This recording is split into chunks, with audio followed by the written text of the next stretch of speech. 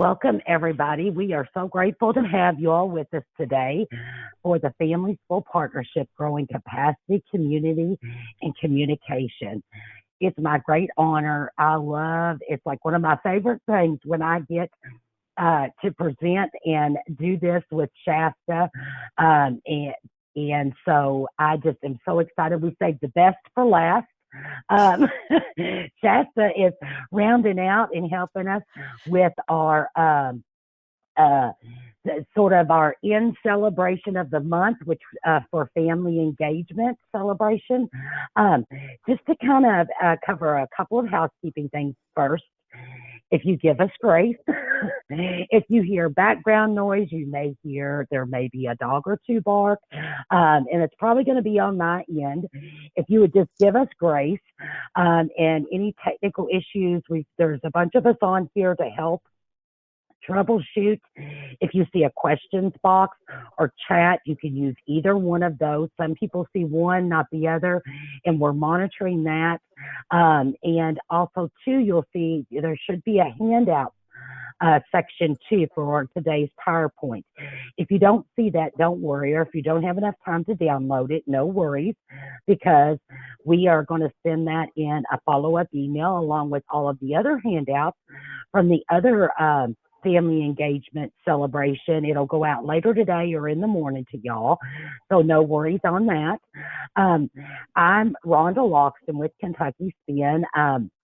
First and foremost, I'm a sister. Three of my siblings have disabilities from the seen to the unseen, and everybody's probably tired of hearing me say it, but they are smarter than I could wish to be. And I also foster adopted the greatest gift of my life. Shasta? Hey everybody, I'm Shasta Hensley and I work with the Kentucky Department of Education. I am a exceptional children consultant in the Office of Special Education and Early Learning. And like Rhonda, I am also a parent, an adoptive parent as well. So we are kindred spirits for sure. And I would just like to echo what Rhonda had started with, that it's always exciting to collaborate and work with, just Kentucky Spin in general. Such great work that's done by Kentucky Spin, and we value our partnership with Spin so very much. Yes, and one that just keeps growing, and we joke all the time. We get one another and more stuff than we can handle. But wouldn't that be isn't that an amazing problem to have, right? I Absolutely. just get so excited because I know the more we partner, the better it is for our babies, regardless if they're older, like mine's over 6 foot tall now. So we're going to go over, these are some of the session topics that we're going to go over today. Growing our capacity for partnership, growing your community, which is so important, and growing partnership through communication. And as we step through this, you'll see that there's some different resources that you can actually click those links on your handout and access those. So before we begin, we're going to kind of go over a couple of acronyms that you're going to hear in the presentation. And of course, special education is no different than any other. We have acronyms, we have words that it's like, what does that mean? I do that every day. But ideas, the Individuals with Disabilities Education Act, which is the federal law, IEP, the Individualized Education Program, which is through IDEA, the ARCs, or some people call them ARCs, Admissions and Release Committee. Now, with that, just total side note, in Kentucky, we decided to throw on an extra name on this stuff. So an IEP meeting or an ARC meeting is one and the same, and it's the ARC IEP team for our children. And SDI, Specially Designed Instruction, and CARA, or some people call it KAR. It depends on who you're talking to and how it's pronounced. And some people, I call it IDEA. Some people call it IDEA. So that further complicates things, I know, as we all pronounce it different as well. But CARE is very important because that's the Kentucky Administrative Regulations, and for our purposes today, for special education programs that we're going to talk about. And you'll see too on this slide, there is the helpful handout that Shasta put there to let you know what those letters mean. And you could click right on that, and others as well, because we have, what is it, the alphabetic soup. So we have tons of that. Shasta? Absolutely. And I'll even say, when we say the KARs, I apologize if I say regs or regulation. That's what I'm referring to is the Kentucky Administrative Regulations for Special Education.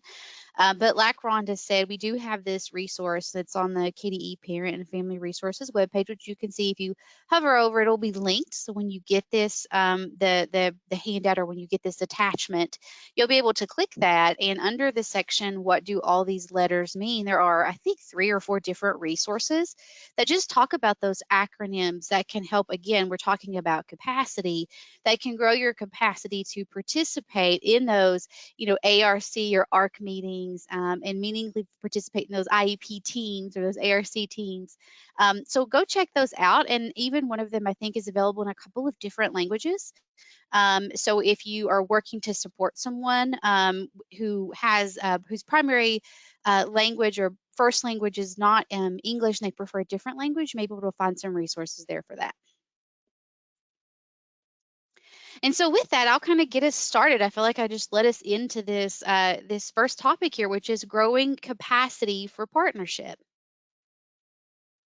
And so when I talk about capacity, I'm also thinking about self-efficacy. So let me give you a little bit of what I'm talking about. So when I say capacity, learning capacity, what I mean is the cognitive or the thinking skills plus the language skills. That equals your capacity. So your ability to think about a thing, a topic, but also the language that you have to talk about that topic. And if you've ever sat in an ARC meeting, you know how important both the ability to think about the IEP and to think about special education, having those tools in your toolbox, plus knowing the language of special education, how important those are.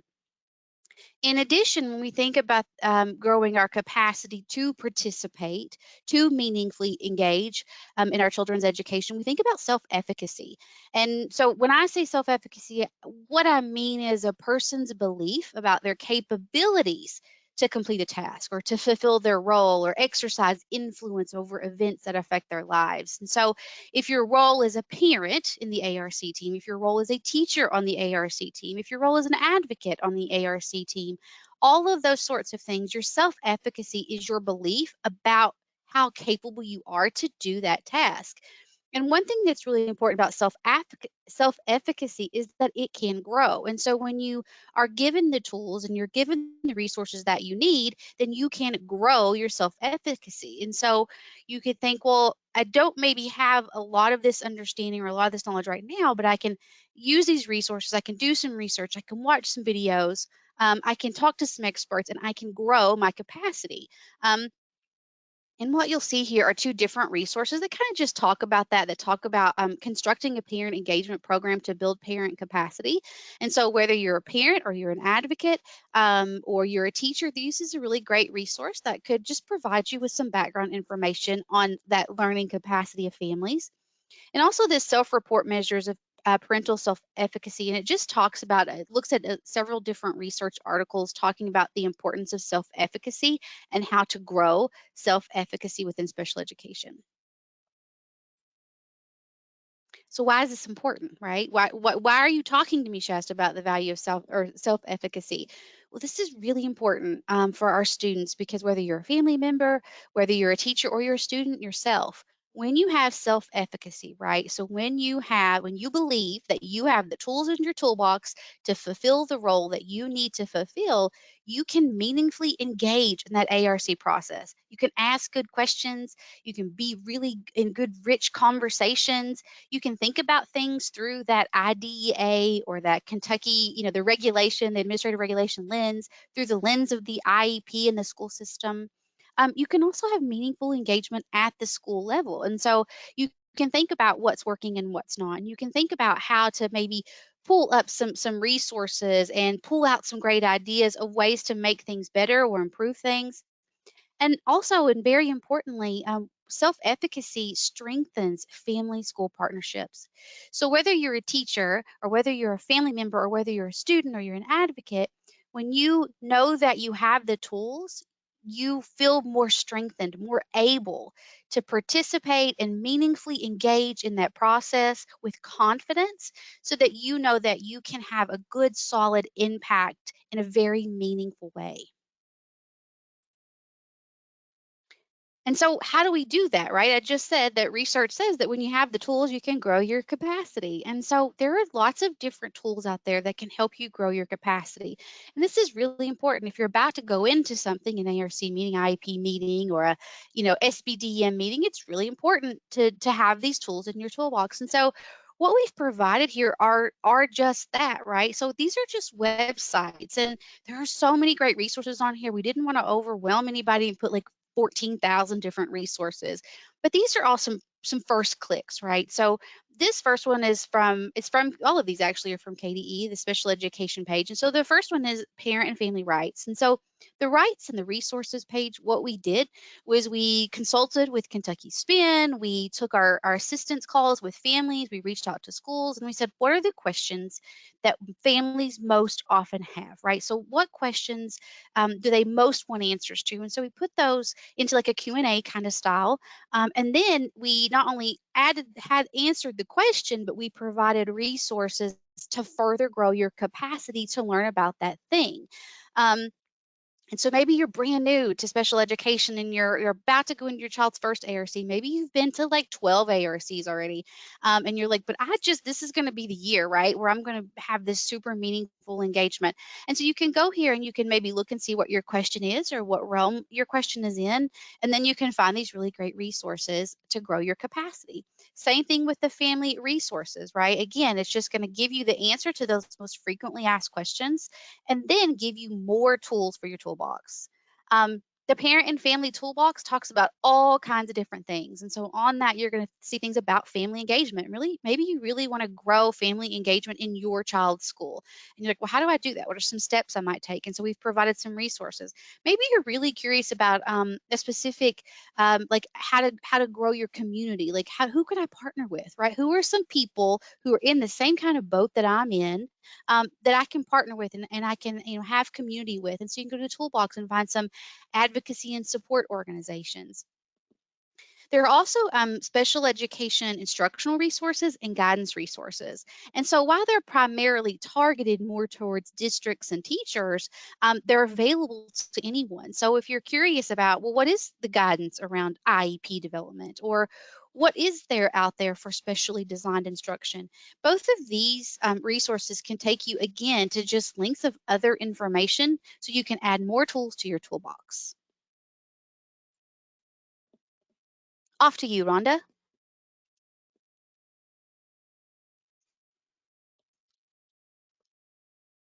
Okay, well, and Shasta, I love how you explain stuff because when we were going over stuff and about and I'm even going to admit it, efficacy, I have a hard time saying it, but I'm like, Shasta helps it make so much sense because it's exactly how I feel sometimes. I may feel like I know the different stuff, but being able then to give it across or having the confidence to do so, and being able to communicate with one another is so important.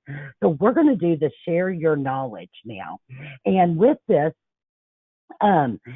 we are going to look at again where I kind of indicated a little bit earlier the arc, the there we go. The ARC, which is considered KARA 707 KARA 1.320 Section 3. What's important to know about that? That is in regards to special education. And when we talk about this and with the ARC and the IEP team in Kentucky, again, IEP team is called the Admissions and Release Committee, or the ARC. And the ARC works together to develop the individualized and high quality IEP. And it includes a lot of different members who have great expertise and knowledge to bring to the table. And here's the wonderful thing about it is parents and students are an equal member of the team and bring um, great things to offer and input so that we all can be successful because everybody's role is so important in this and what we have to bring to the table, along with um, other people, teachers, it might be therapists, anyone who has knowledge of the child. And it really to work together in true partnership to provide for them. And so on the next one, the parents and families as partners. Again, this is so critical. Um, our role is so unique in what we provide and the experience and the influence that we have because first of all, if you're a student, you know yourself better than anyone else. It's important for you to give input, but families, you know your child or your youth better than anyone else. And it's so critical to share and be a part of that. And, a lot of times, and I loved this having this on here, and I can't take credit, that was Shasta.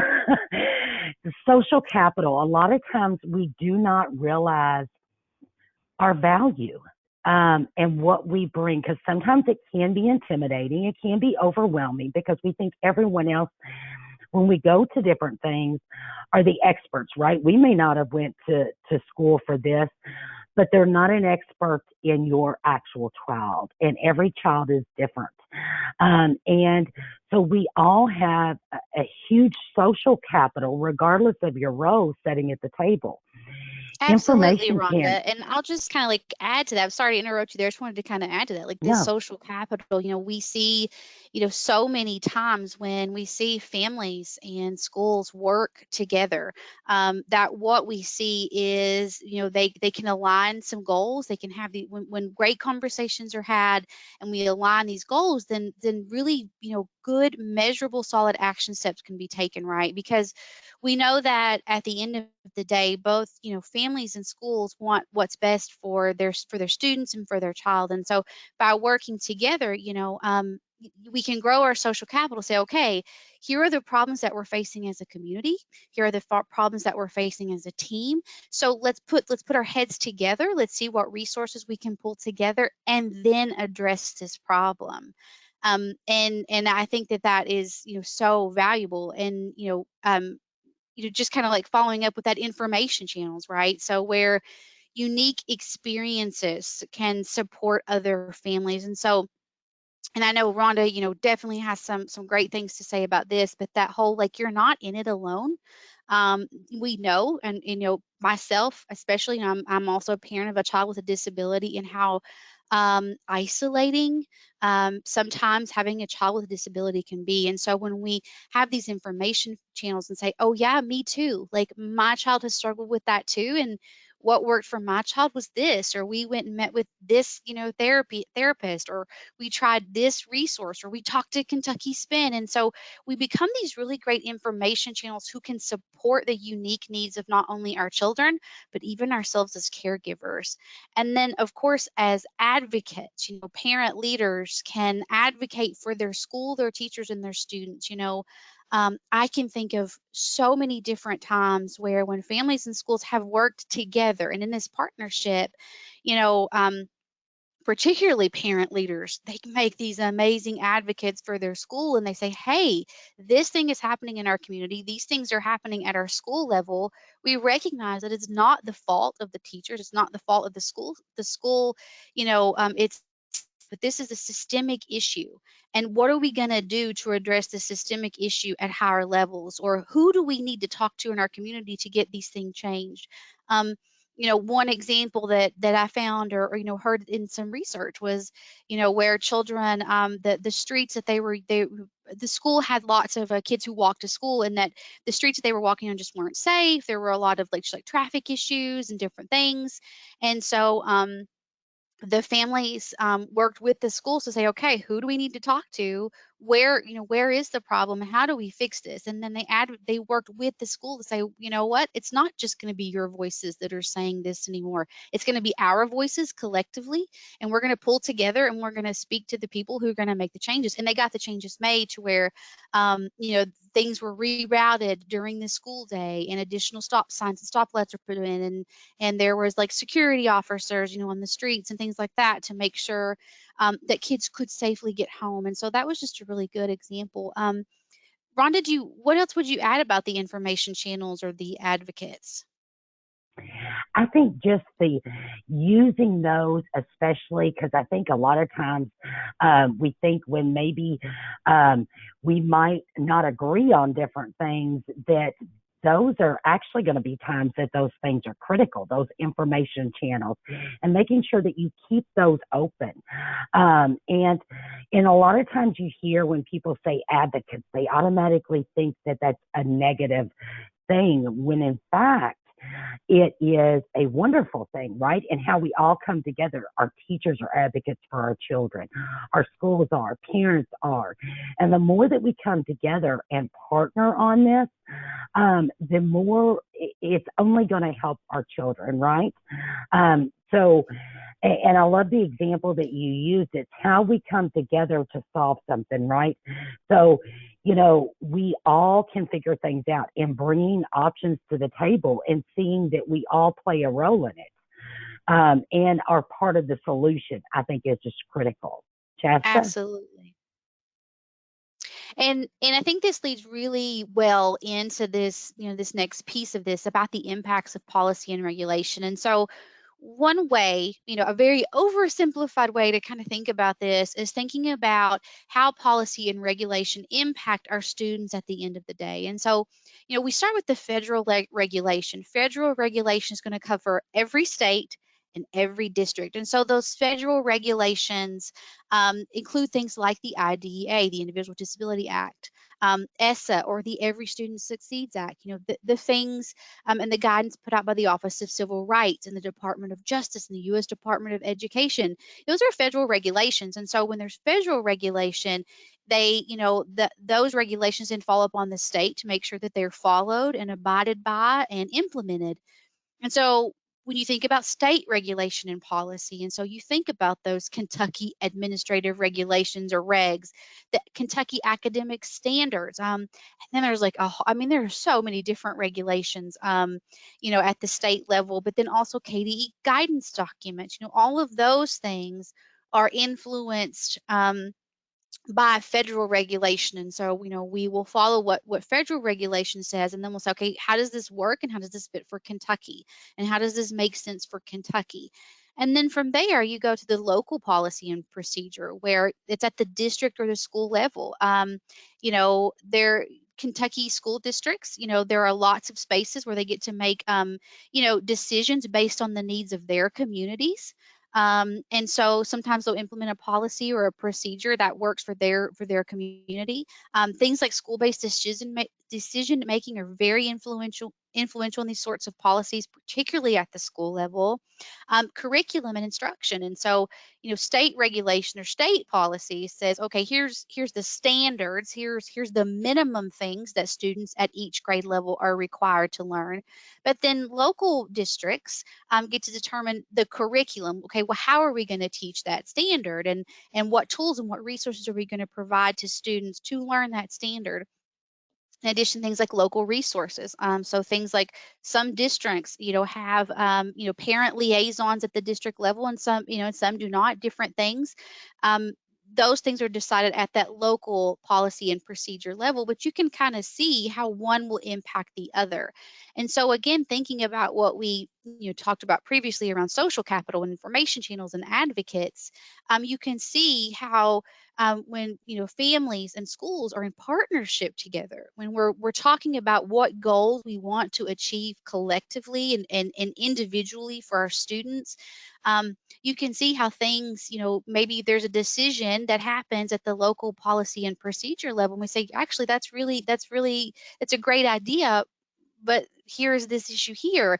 And then maybe that's not, the issue is not here at the state level, it's actually here. And it kind of helps you think about where does my voice and my resources most need to go, and who do I need to talk to at each level to have really good conversations, and again, partnership conversations around the guidance and the implementation of things that impact our students. And I think, Rhonda, I think you'll be able to expand on that maybe even a little more as you talk about growing your community. Yes, and so to tell you a little bit about sort of Kentucky SPIN, it's Kentucky Special Parent Involvement Network, and we are the Parent Training and Information Project for the state of Kentucky. And interestingly, this is funded under IDEA, a part of the law that the IEP comes from as well. And there's at least one parent training and information project in every state. Some states like Florida and California have more than one. So also, too, if you ever move, let us know and we connect you with the one that's in that state. Because again, like Shasta just talked about, you've got your federal law, but you have state and then local policies and procedures.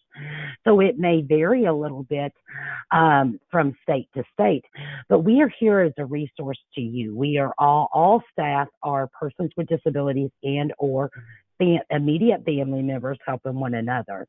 The majority of our board is parents, caregivers, persons with disabilities. And we provide that peer-to-peer support. And we offer trainings throughout the state, information. We help one-on-one step through the process. And then we also have a huge library of information online that's continually growing in our video library, which I am backlogged on. We've had so many wonderful trainings and information. So keep an eye out on that. We've got a lot of different things and partnerships to bring great information to you all. And then one of the things, I think Shasta was going to, no, never mind. Sorry, Shasta. That's okay. So with this, looking at statewide advocacy and support organizations, there are all kinds of wonderful work being done. And here's the great thing too, is that another thing that I want to make sure that I mention that I'm not sure that a lot of people are aware of is that in each school district, they are served by a special education cooperative, at least one that serves all school districts. It's broke up into regions. The special education co-ops they offer assistance to the schools, but then also they have wonderful amounts of information. Are so beneficial for families too in their websites. And so looking at those support organizations, statewide advisory groups and councils, these are opportunities to grow, right?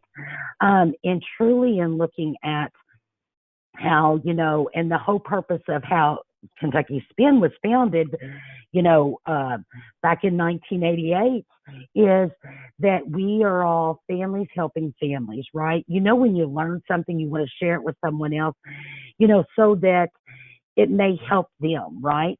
And so that they could expand their knowledge and grow their community. Local advisory groups and councils, those are also wonderful ways to really grow the opportunity for yourself, which in turn grows it for your child.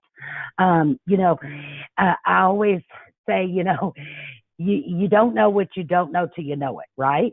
So those are the things, and I think sometimes too as parents, and I'm number one guilty of it, like I'll say, I can't believe I did not know this. If I'd only known this then. But take it from where you know it and go from there and just continue to grow. I think I will be infinitely going for growing and learning, because there's something every day and an opportunity that comes about. So we're going to talk about growing our partnership through communication, which I think is going to be so key for successful family school partnership. Knowing who to contact. having that, and I think Shasta calls it who's your go-to person, right? Mhm. Who is Mhm. someone that you feel comfortable with? Who is the person where you can work with and know and have that relationship with. And we talked yesterday during the webinar is the building the relationships is what is key for our children to be successful, and staying child student focused. And sometimes, especially, whether you are a parent or a teacher or school, we are all emotionally involved in this, right? At different levels and for different reasons. Um, Pretty much, I don't know anybody that's in this that there is not a huge why. And ask questions. I'm the person who may be considered annoying, but I ask questions because if I don't understand, I cannot help my child and I cannot help other families. So we have to understand, but also be, and this next one is a huge one for me, an active listener, because I'm so worried in my OCD that I'm going to forget everything that I'm supposed to think of or say, or what is my response going to be. But I need to stop myself and make sure I'm actively listening because, first of all, I want people to listen to me, right? So I need to ensure that I'm actually not just hearing voices, I'm actively listening to them. And, valuing and respecting one another is huge. You can express honestly and even disagree about stuff and still value and respect one another.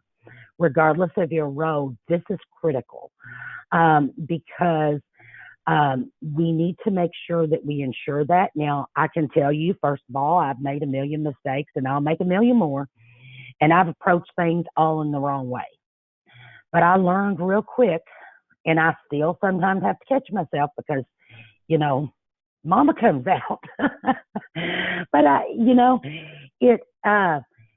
have to catch myself because in the end, how I approach it is how it's going to affect my child. Many times, because that is keeping me focused on my child, focused on my student, because if I don't approach this in communication wise, and when we say communication, it's not just in words. Nonverbal is just as strong as verbal. And making sure that we respect one another, our cultural differences, leave judgment at the door, because none of us is living the exact same life or has the exact same experiences. But if we focus on not only our child's strengths, but every member's strengths, then, we can just compliment one another, like be complimentary to one another, but also compliment one another to where it's like a dream come true, right? Because we all have different strengths. And when that comes together and we use those and we are value and respect one another equally, it's going to make a world of difference. And not only that, make a difference for our children. I don't know about you all, but I enjoy it much more when we concentrate on the strengths and we ensure that we value and respect one another. Everybody's happier. Yes, you can disagree, but be open to discuss it and be open because everybody is looking at it from a different view.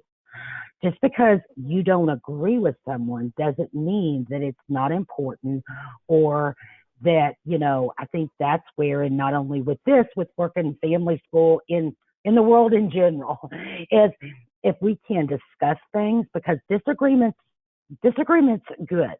And I say it over and over, but it is a good thing because it means that, but what it is how you handle a disagreement, how you work through it, bring solutions to the table. Don't just say, no. Whether you're parent, school, anybody, if you shut down, then that is not a relationship, a partnership in giving both ways. And we're not staying focused on our children and their future. Because and I have to stop myself because sometimes I get to where I'm like, no, don't go there with me. Okay, but I have to be like, okay, is this really what's best for your child or for your family or for other families? So we have to really push ourselves past that and be aware of the verbal and nonverbal because, and I use this example all the time, but if you're being sweet as pie and you're rolling your eyes at the same time, those sweet words coming out of your mouth is not what they're going to remember. They're going to remember the eyes rolling. And that is the message that you give across. Um, and I know that y'all are like, really? Did they let Rhonda out here? But it's true. And my mom always told me, she's like, I never make a poker player because it's always written all over my face. But you have to, just like I have to purposely be an active listener, you need to be aware of the message you're giving across and everything too. So Yeah, I the definitely agree with that, communication. Rhonda. I'm with you. I have a glass face, is what I've been told before. In that, like, it reflects whatever's going on in my brain. Like, I know how to control my words, but my face gives me away. So Zoom is like an answered prayer to me because I can like turn it off and you can't see my face. But I do think those things are very important. And I just would like to add here, like this, that going back to the first point that you made, which is just so on point, about knowing who to contact, right? And so, oftentimes when I'm working with families and working to support families and school districts and teachers and advocates, one of the first things that I like to ask, and think about is, okay, who have you talked to already? Because sometimes you may hit a roadblock, with one person. There may be a barrier, and that barrier could be just within, one individual versus where, if maybe you had spoken or speak to the director of special education. We're so fortunate in Kentucky to have so many wonderful directors, and so student focused, and want to make sure that students' needs are met. And so, maybe you've spoken with someone at the school level, but you don't feel like, based on like what you've learned, and based on the things that you've read and all these great resources that we've provided, you're like, I don't really think that is jiving very well with what's happening in regulation. And so contacting the director, and saying, hey, here's my issue and here's my concern, what can we do to problem solve? Like I said, we have so many great directors who want to help, solve problems and make sure that students' needs are met. So I just wanted to kind of echo that, and just kind of, reinforce that point about knowing who to contact. And if you're not sure who your director is, if you go to the KDE, the resources webpage, it will give you something called a open house. Or if you just go to the KDE webpage and just like put in the little search bar open house, it's going to give you a list of directors per district. And so that way, if you're like, okay, I've spoken with the school, I've spoken with the teachers, I'm still not feeling that this is, moving in a positive direction. I feel like there's still more questions that are lingering. You could maybe reach out to that director, to have a conversation with him or her to discuss that. Well, and I'm glad you brought that up because that's also one of the first things that we do when we're working with families is that we make sure that they know because they may not know that there is such a thing too in the districts. And we are fortunate to have that. Something else I would like to mention though too is sometimes I see where you may skip talking to the person that there is the issue with or with the school too. So I think also mentioning giving the opportunity to work together and to communicate that with one another, we have to make sure we do that as well, and make sure that we are giving those opportunities because that is a true partnership and relationship to where we communicate that to one another so we have an opportunity to address it and sort of figure it out together because sometimes I think that doesn't happen, and that's also my first thing too, which I know it is yours too, Shasta, is so have we tried to work through this, because again, like you don't know what you don't know till you know it, is that if they may not know. So we've got to give those opportunities to one another equally. So Absolutely. And just kind of thinking about, communication, we do offer some additional communication tools, right? So who do I talk to? Who do I communicate with? How do I know what's going on in the world of education, like, statewide, at the state level? So, KDE does have a communications department. And so we have news releases and advisories, and you can sign up for those newsletters. Like, it's not just for teachers, it's teachers, families, advocates. So if you kind of want to know what's happening, what's up and coming, maybe with regulation or with policy, or maybe there is an advisory council meeting that you'd be interested in attending coming up, you can go to the news releases and advisories webpage, which is linked here, and say, I really want to learn more about this. Click on that, and it's going to give you information about how to sign up for that information. You can also check the online directory, again, that open house, where it's going to give you contacts at the local level. So it won't just be your director. Maybe you're having a transportation issue.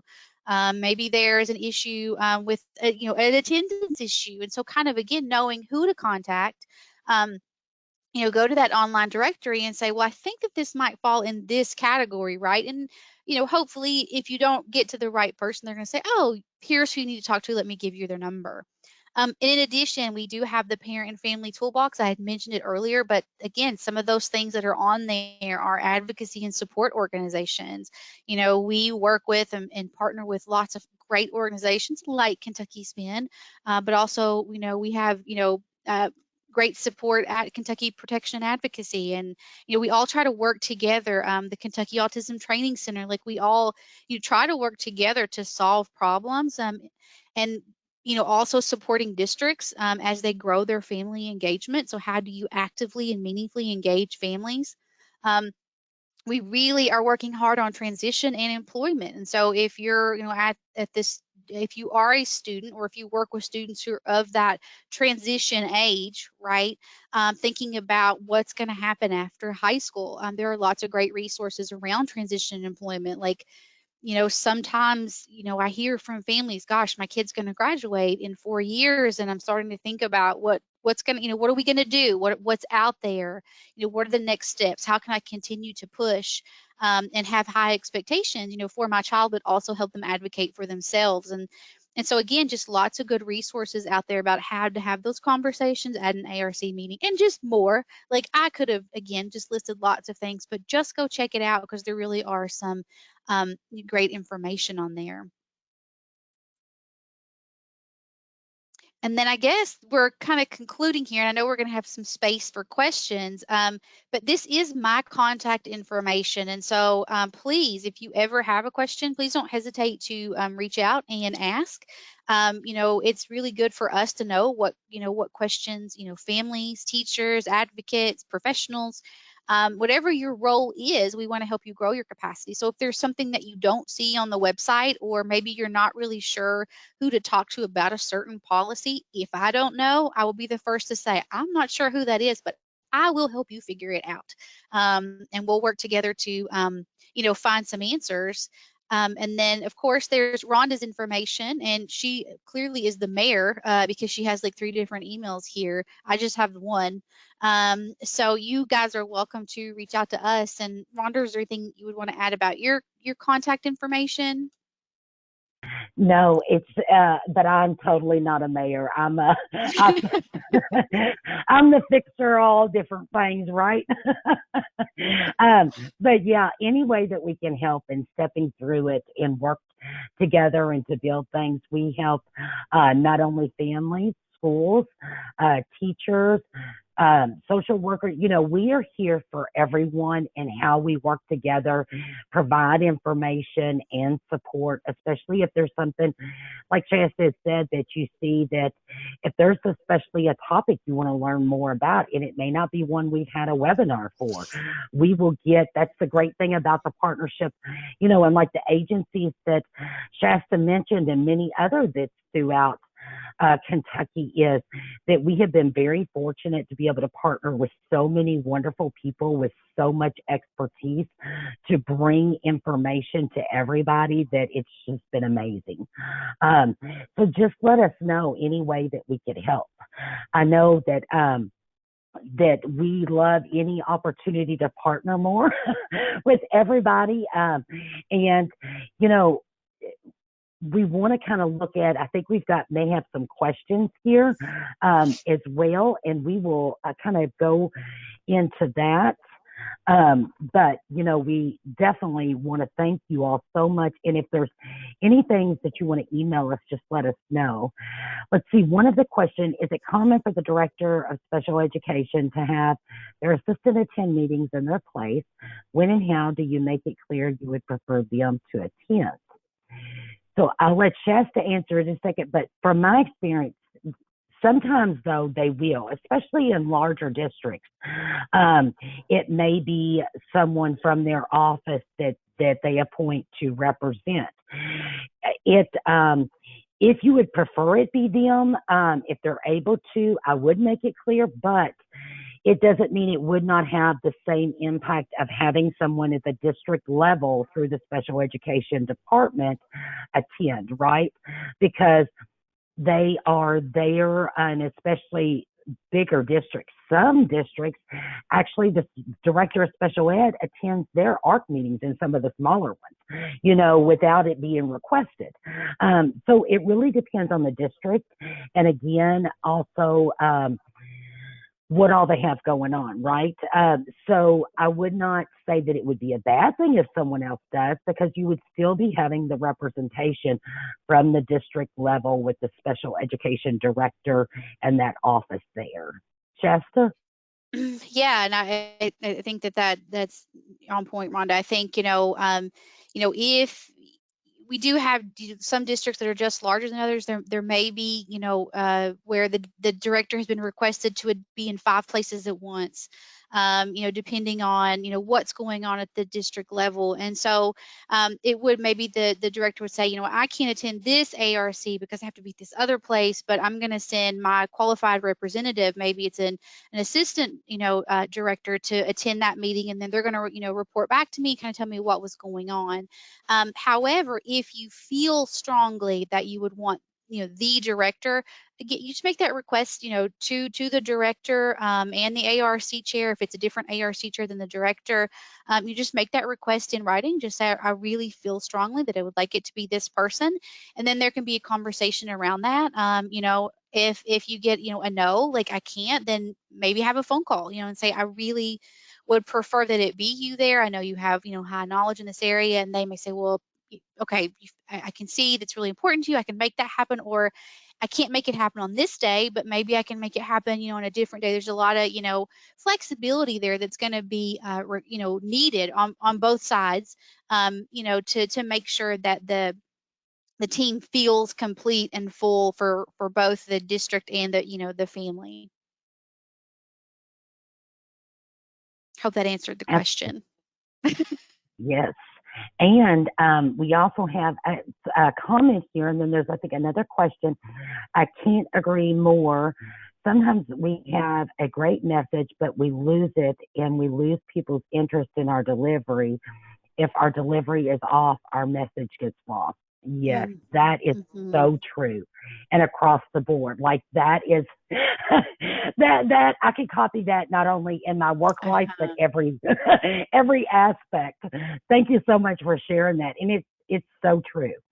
Absolutely. So my son, he's like, Mom, you're saying you're fine, but your face is not saying you're fine, because again, that delivery piece, I think that is so absolutely true. Whoever said that, absolutely, that our delivery is just as important as our message, for sure.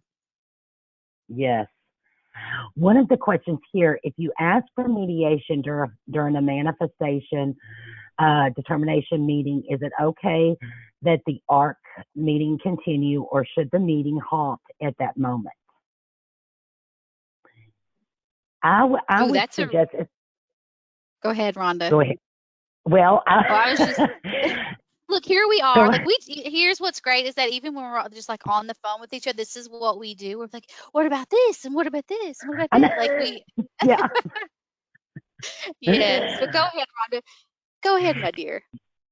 Okay. Well, I was just going to say, it really depends on how y'all are doing. And most times when it comes to that and you want to do the mediation, it might and this is not even just if it's a manifestation determination meeting or any of those things, right? You have the right to request mediation anytime. Again, you know that you and the school both have to agree upon it. And then there's a form through the Kentucky Department of Education that'll be filled out and sent in. Now, with that, especially because regardless, whatever, if it was a manifestation or whatever meeting that you've come to the decision to do that, most of the time, it is may have got heated and it might be beneficial, especially when you're looking at your relationship, is sometimes, and we recommend this even when it's not your requesting mediation, sometimes it is best for your relationship, especially if you're not in agreement and in feelings in things are running very high, right? It is better to step away and come back with fresh eyes and fresh a moment, because hindsight's 2020. I've learned in life. Life keeps teaching me that every day. Sometimes it is better to take that moment and it doesn't necessarily, to my knowledge, and again, we're going to ask Shasta or anyone else that you have to stop everything, but it's probably would be beneficial to the relationship, especially if you feel that having an impartial mediator come in is going to be able to help you all come to an agreement. It would be beneficial to do that. And, again, taking sort of a gauge of the temperature and everything, and regardless of its mediation or where it is, you can always at any time, if it's an IEP ARC meeting, if you feel that you need a break, you can let's take just a few minutes of a break if we could, or can we continue this meeting to be scheduled to continue it for another day? Sometimes that, regardless if you're the family or the professional, the teacher, the school, sometimes that is more beneficial to the relationship, because that's keeping us child focused, right? Because sometimes we all need a moment to step away and come back. But again, I didn't mean to ramble, but sometimes, that's a really good question. It doesn't necessarily that I'm aware of, but we can double check that you have to do that because of the regs or anything like that, if that's what you're going to ask for. Shasta? Yeah, and I would just kind of follow up. That's a very, technical question, not a bad one, but a very technical one. And so I would really like to have, conversations with some people, at my department who are much, have better capacity, stronger capacity in that, in that area, in that arena, who could perhaps help us answer that, that question with, if there were reg or guidance to support that, to kind of support that thinking around that conversation. So whoever sent that, if you would email me that question, again, I would like to collaborate with some people on my team, to my KDE team, to kind of get some information, some resources together for you to help you answer that question. Thank you so much, Shasta. Yes, because we want to double check that there isn't, if there's some certain things in that. Let's see, if you're acting as a parent surrogate for a student, they have an ARC due to be held by the student has been listed as a runaway. Is the school allowed to still hold the meeting outside of the student being in the school at the moment or even present to their own meeting? So again, for me, like, my brain is like, there's a lot of pieces to that question. Again, I love these Yes. questions. These are great. But I always like to consult with the other experts on our team to make sure that we give you, the most solid answer that we can possibly provide you. So, again, my email info is there, or, phone call, whatever, give me a call, shoot me an email, so that we can get you in contact with the people who can help answer that question the best.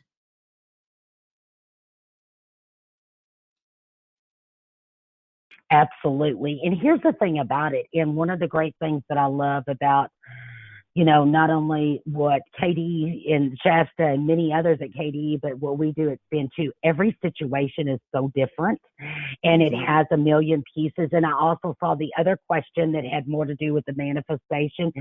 Every situation is so different that we have to double check because we want to make sure that we give you all the best information, right?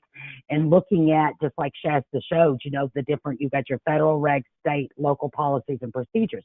Looking at all of that along with the individual situations. So a lot of times people get frustrated with this because we can't give just a blanket, this is what happens, right? Because there's so many revolving pieces. And the great thing about IDEA is an Mm-hmm. individualized education program that if one thing is a little different, then it means something a little different. Does that make sense? so, Oh, it definitely you know, does. It definitely does. Yeah, and yeah, just kind of in that same thread, right? Like, and what I'm hearing are multiple questions around the same topic, and so, as we get phone calls or emails and we have these conversations, that really kind of helps my team think about, okay, where do we need to better support districts, or where can we better support families, or where do we need to partner with SPIN or Kentucky, Protection Advocacy to really help clarify some of these concerns and these issues. And so, I love these questions. I appreciate these questions. And again, to make sure that we give you an answer that's tailored to your situation, and also making sure that we keep confidentiality, and we don't say, well, that's in this case but not that case, and well, it depends on this versus that. I think that's very, like you said, Rhonda, it is going to be very individualized because so much is dependent upon the IEP and what happened in ARC meeting and things like that. And so, by all means, again, shoot me an email, give me a phone call. And if I don't have the answer, we definitely have people on our team who can help answer that question, who kind of live in that world of manifestation determination, and who are, by all means, just experts, very knowledgeable experts in that area, and can help us answer those questions. absolutely. Oh, and there was a thank you too, Shasta, here for you. So, um, I greatly appreciate y'all. And Shasta, you don't know how much I do you. We are so grateful and so thankful that you all joined us. When this ends, you'll be prompted. And if there's something you think about afterwards, don't hesitate to reach out to us. Um, but we're grateful for you and sharing your time with us. And you're going to be prompted to fill out a survey when this ends. If you would take a few minutes, we greatly value your input. Any suggestions that you may have on future topics as well, you'll get the follow up email that also has the handout as I had explained, but then also we'll have a link to the evaluation if you don't have a moment. But thank you so much, Shasta. As always, you're like amazing. Well, thank you, Rhonda, and just the whole, SPIN team. I love our partnerships, and again, just our collaboration and conversations with families and with districts, because, I think we both believe in how powerful and how valuable family school partnerships are. And we see the assets of both schools and families, and how, when they have the tools to work together, that there are great strides in education are made, and improvements around special education, both individually and collectively, are made. And so, again, thanks to SPIN, and thanks to everybody who attended. It's like the middle of the day, and you chose to sit and hear us ramble on like we're just having a conversation, I hope. But we do appreciate you being here. And if you know someone who has questions, if you have questions, if you're in search of resources or know someone else who may be in search of resources, again, you'll have all of that in the PowerPoint that you're going to get. And don't hesitate, I think, to reach out to either one of us. There's no silly question, no bad question, or anything like that. So just give us an email, and we're going to help in any way that we can. Awesome. Thanks so much. You all have a great day now. Bye bye. Bye.